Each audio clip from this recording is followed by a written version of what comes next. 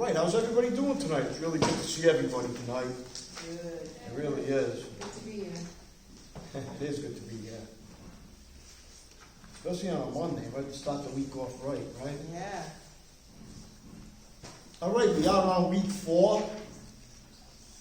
I'm going to read the common behavior characteristics on the list, and then I'm going to go through them on the paper, so please stay focused on it, and then we can answer some questions. But we want to get the people out there watching online to see what this is all about, so they can get an idea of what's going on with this. Common behavior characteristics. We have feelings of low self-esteem that cause us to judge ourselves and others without mercy. We cover up or compensate by trying to be perfect, take responsibility for others, attempt to control the outcome of unpredictable events, get angry when things don't go our way, or gossip instead of confronting an issue. We tend to isolate ourselves and to feel uneasy around other people, especially authority figures. We are approval seekers and will do anything to make people like us. We are extremely loyal even in the face of evidence that suggests loyalty is undeserved. We are intimidated by angry people and personal criticism. This causes us to feel anxious and overly sensitive. We habitually choose to have relationships with emotionally unavailable people with addictive personalities. We are usually less attracted to healthy, caring people.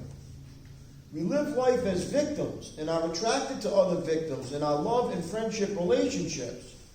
We confuse love with pity and tend to love people we can pity and rescue. We are either overly responsible or very irresponsible. We try to solve others' problems or to expect others to be responsible for us. This enables us to avoid looking closely at our own behavior. We feel guilty when we stand up for ourselves or act assertively.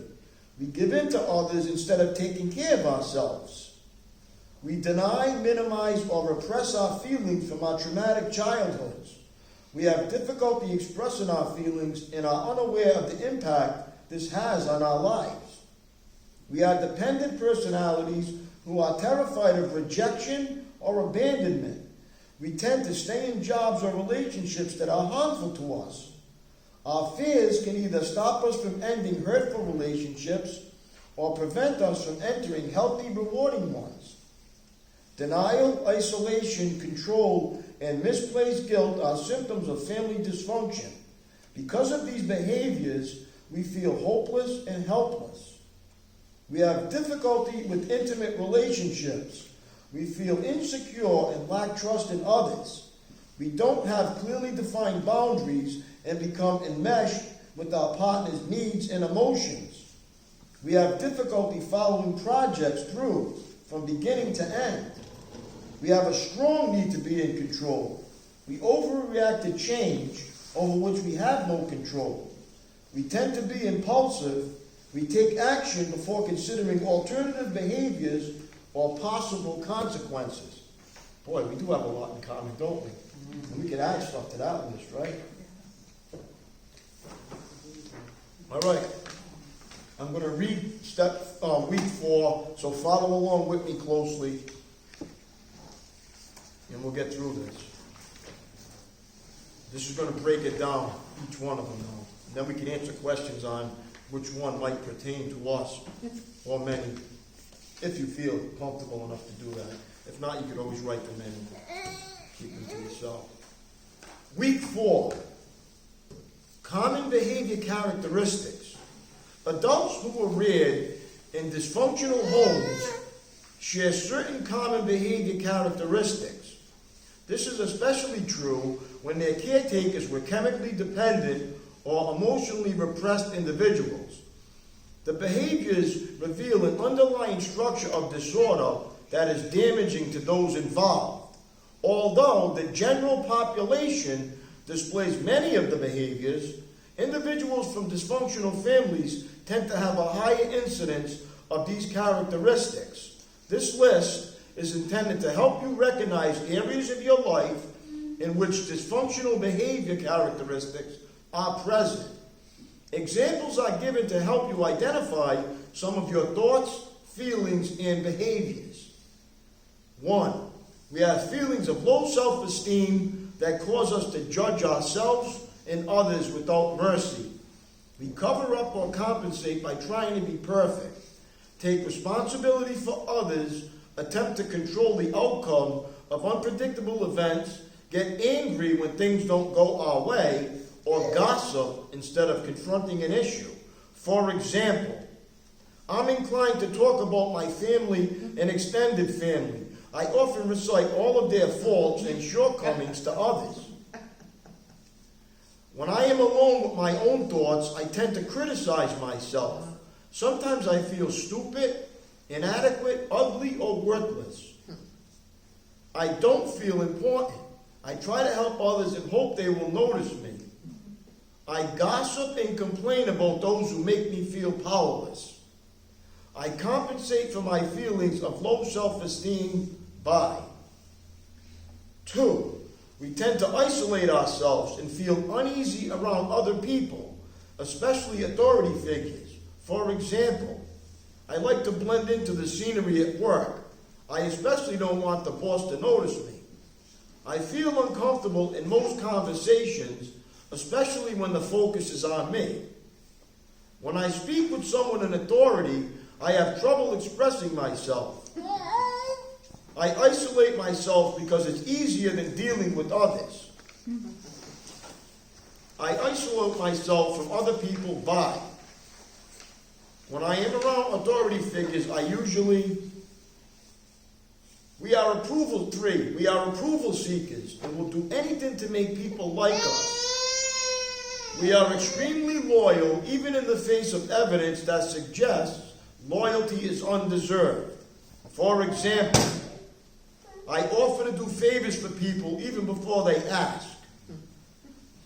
I worry about what others are thinking and saying about me. When people stop talking as I approach, I assume they're talking about me. Although I may not like my boss or friends, I am loyal because I fear being rejected. I find it hard to admit that I came from a dysfunctional home. I feel guilty for admitting that my parents were less than perfect. The ways I seek approval from my family or friends include: I suspect my loyalty toward is inappropriate because 4. We are intimidated by angry people and personal criticism. This causes us to feel anxious and overly sensitive. For example, I find it nearly impossible to listen to a fire and brimstone sermon. When someone with strong opinion speaks to me, I rarely share my true feelings. Instead, I say what I think the other person wants to hear. I may harbor a secret desire to retaliate against the angry and opinionated people who threaten my peace. I panic when someone points out a mistake or a problem with my work. My first recollection of being intimidated by an angry person is when I respond to personal criticism by 5.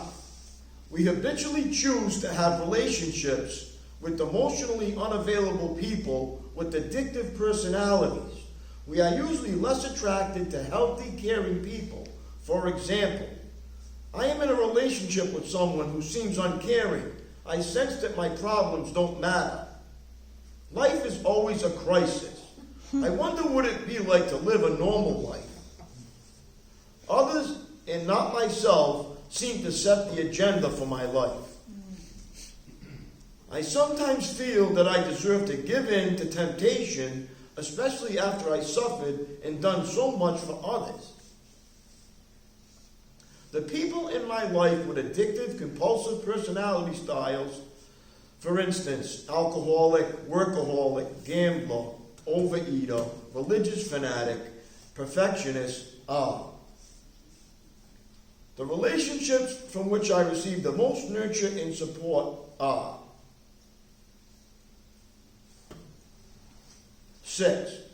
We live life as victims and are attracted to other victims in our love and friendship relationships. We confuse love with pity and tend to love people we can pity and rescue. For example, I seem to get the short end of every stick, and I agree with the saying, no good deed goes unpunished. I almost feel good about myself when I am doing something for others. However, I've learned from experience that they won't appreciate it.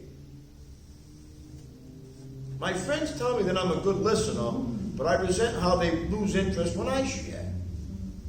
I spend a lot of my time fixing other people's problems. The last time I noticed that I was being used by someone was when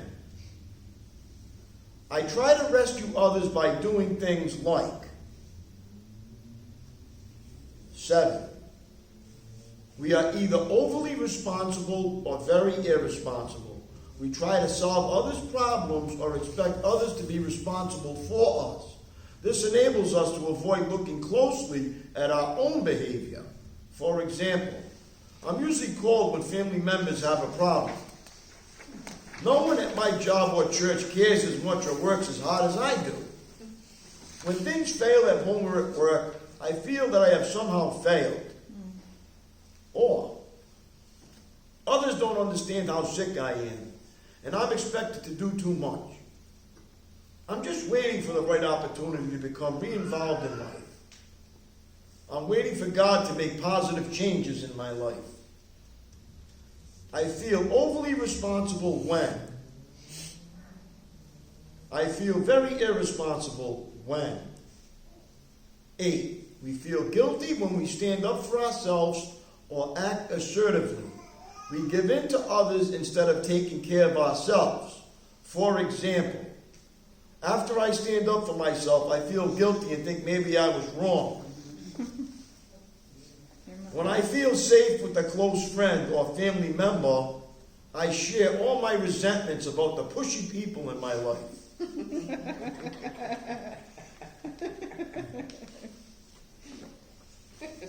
think people are on Dr. Phil about these issues.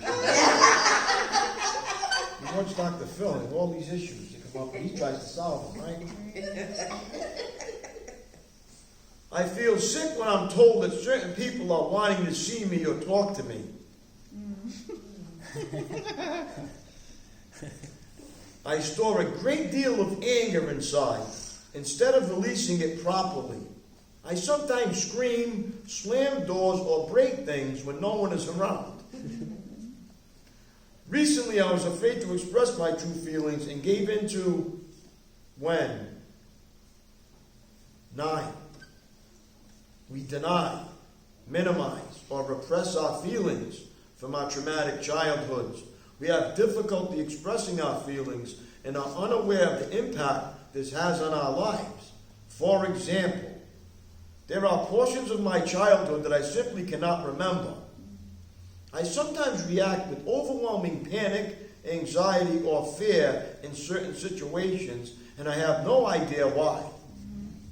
I find it hard to get really excited about things. Other people are annoyed when I don't share their excitement. When I start to feel too much anxiety or fear, or when I hear the committee in my head, I look for something to distract me or kill the pain. I deny, minimize, or repress my feelings when 10. We are dependent personalities who are terrified of rejection or abandonment. We tend to stay in jobs or relationships that are harmful to us. Our fears can either stop us from ending hurtful relationships or prevent us from entering healthy, rewarding ones. For example, when someone close to me is silent or emotionally absent, I panic and fear the worst.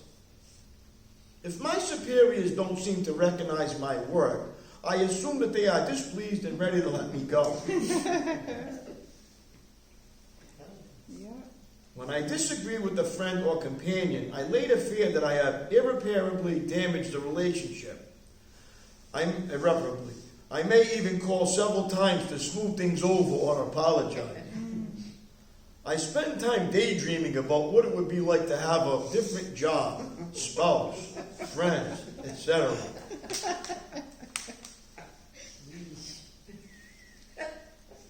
Amen. I fear rejection or abandonment the most in my relationship with. I currently deal with this fear by 11.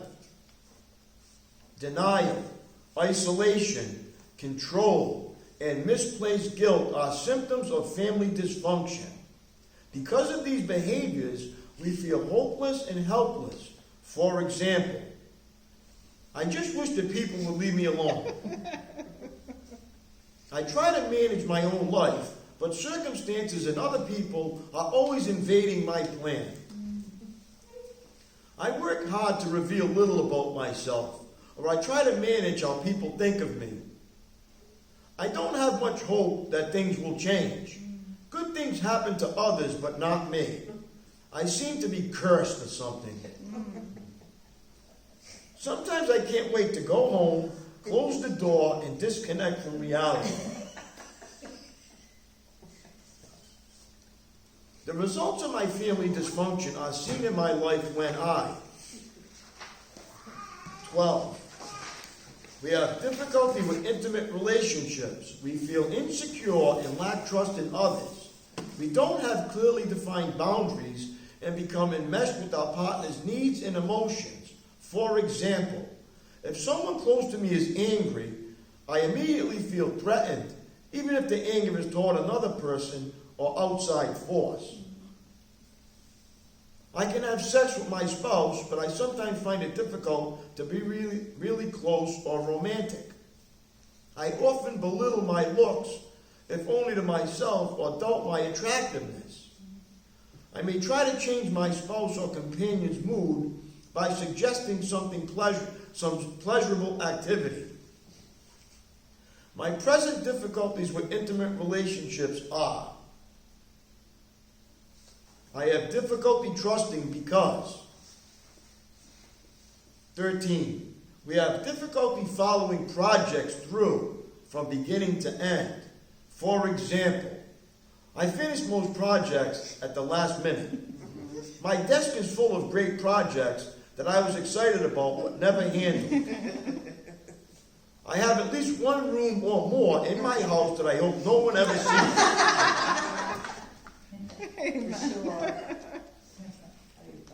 Right? The door's always closed in that room.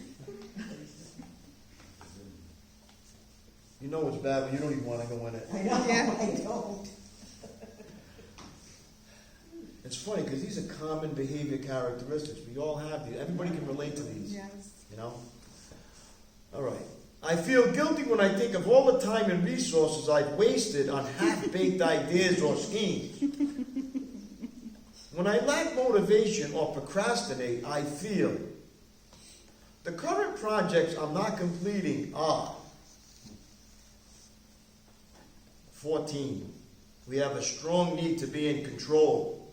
We overreact to change over which we have no control. For example, I want to know what my spouse or children are doing. I may even search their private belongings. If other people work for me, I find it hard to let them express their creativity. I want things done my way. When serious things happen that are beyond my control, I panic and take out my frustration on others, or I take control through a flurry of activity. I find it very hard to relax or sleep. People sometimes tell me that I'm high-strung. When I am not in control, I fear. When I am not in control, I feel. 15. We tend to be impulsive. We take action before considering alternative behaviors or possible consequences. For example, I settle for less than what I really want because I find it hard to decide. I sometimes write letters that I later wish I could get back. I go places and do things without much planning. I have made many mistakes in life.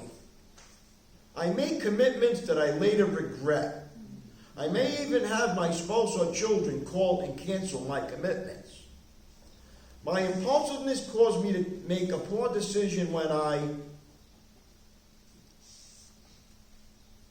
preparing for community. Which three characteristics would you like to share with others? What is your overall reaction to reading the characteristics? To what degree do they apply to you?